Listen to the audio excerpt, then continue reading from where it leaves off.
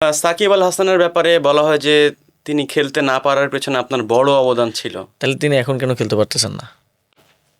এখন কি তাকে তারেক রহমান বাধা দিচ্ছেন নাকি বর্তমান ক্রীড়া প্রতিমন্ত্রী বাধা দিচ্ছেন? না, মানুষের তো একটা পারসেপশন মানে এই যে তৈরি হয়ে গেছে। পারসেপশন, বিএনপি সরকার ক্ষমতায় আসছে আজকে 4-5 মাস হয়ে গেল, তাহলে তার সাকিব আল হাসান এখন কেন খেলতে পারতেছেন না?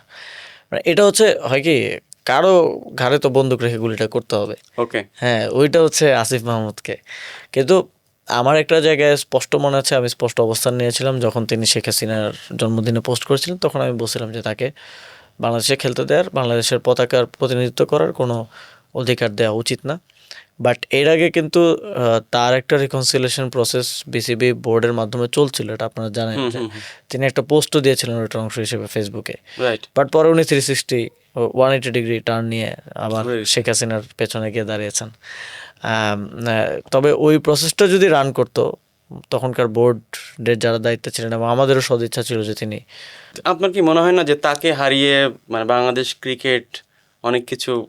হ্যাঁ, ক্রিকেটের ক্ষতি হয়েছে, এবং এইখান থেকে আমাদের শিক্ষণীয় বিষয় হচ্ছে, এবং আমাদের খেলোয়াড়দের শিক্ষণীয় বিষয় হচ্ছে তারা আমাদের ন্যাশনাল রিসোর্স, তারা আমাদের জাতীয় সম্পদ। তাদের অবশ্যই কোনো দলের সম্পদে রূপান্তরিত হওয়া উচিত না। এবং আপনারা দেখবেন যে নির্বাচনের আগে, আমি সরকার থেকে পদত্যাগ করার আগে আমি একটা নীতি করে দিয়ে এসেছিলাম যে কোনো জাতীয় দলের কোনো ফরম্যাটেরই কোনো ডিসিপ্লিনারি জাতীয় দলের প্লেয়াররা নির্বাচনী প্রচারণায় অংশগ্রহণ করতে পারবে না, এবং করেন নাই। যাতে, এটা আমার উদ্দেশ্য ছিল যে যাতে কেউ দলীয় সম্পদে রূপান্তরিত না হয়। দলীয় সম্পদে আজকে কোনো প্লেয়ার যদি বিএনপি করা শুরু করে, কালকে বিএনপি ক্ষমতায় থাকলো না, তাহলে তার কী অবস্থা হবে? সে তো পলিটিক্সে নিজেই ঢুকলো, সে কিন্তু তার এই নিজের পরিণতি নিজেই ডেকে আনলো। তো এই জন্য এই সুযোগটাই থাকা উচিত না যে রানিং অবস্থায় আপনি আপনার অবসর যাওয়ার পর আপনি করেন পলিটিক্স, এটা তো আপনার সাংবিধানিক অধিকার, কোনো অসুবিধা নেই। আর সব মিলিয়ে নির্বাচন কেমন মনে হলো আপনার কাছে? কোন নির্বাচন? বিসিবির। এটা তো কোনো নির্বাচন ছিল না, এটা তো আপনারা জানেন কি হয়েছে আসলে।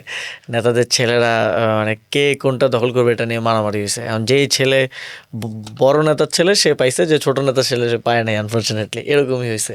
এবং তাদের সবাই নেতাদের ছেলেদের ক্রিকেট শেখাতে ওইখানে একজনই আছেন, তামিম ইকবাল।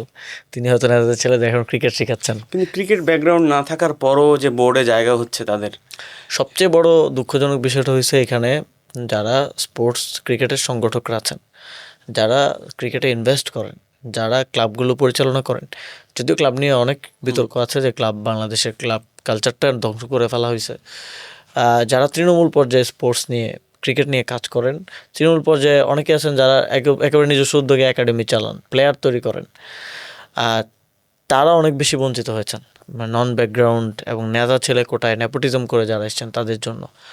এবং ফলে এইটার একটা শঙ্কা তৈরি হচ্ছে যে এই লোকগুলা তাহলে স্পোর্টসে, ক্রিকেটে তাদের তো ওই অনারটা, তাদের তো জাস্ট অনার, এটা তো তারা টাকা পয়সাও পাচ্ছেন না। এটা তারা যখন না পায় তখন তারা এই ইনভেস্টমেন্টটা সামনে কন্টিনিউ করবেন কি করবেন না। এক্ষেত্রে কিন্তু এই যে নেতাদের ছেলেরা যে আসলো, তারা কি এখন ক্লাবের দায়িত্ব নিবে 5টা করে, 2টা করে, একটা ক্লাবের দায়িত্ব নিবে? সেটা তো নিবে না। তারা জাস্ট এখানে একটা গ্ল্যামার আছে ক্রিকেটে, এখানে একটু পিয়ার আছে, ওইখানে যাই, বা হচ্ছে বেকার আছি, কোনো কাজ নেই, ওইখানে যে বসে থাকি।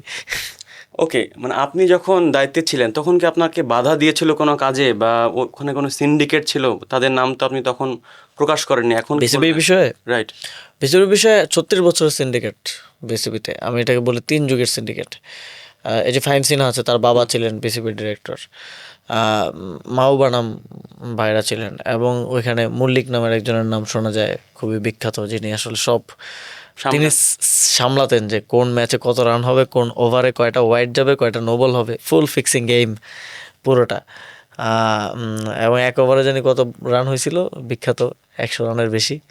তো এই জিনিসগুলা দেখতেন। তো এই যে সিন্ডিকেটটা ছিল, যারা ক্রিকেটকে কেন্দ্র করে জুয়া এবং ক্রিকেট বোর্ডের সকল ব্যবসা বাণিজ্য এই সব কিছুর সাথে জড়িত, এই সিন্ডিকেটটা আমার সময় করা নির্বাচনের মাধ্যমে পুরোপুরি ভাঙা সম্ভব হয়েছে 36 বছরে। এর মধ্যে বিএনপি আসছে, আওয়ামী লীগ আসছে, কিন্তু এই সিন্ডিকেটের জায়গায় ছিল। তারা ডিরেক্টর হইতো, হয়তো প্রেসিডেন্ট চেঞ্জ হইতো, তারা আবারও অ্যাক্টিভ হয়েছে। তারা এখন এই নির্বাচনের মধ্যে আমরা তো শুনছি যে মল্লিক সাহেব আবার ক্রিকেট বোর্ডের বিষয়ে, বিশেষ করে লন্ডন মিটিংয়ের পরে,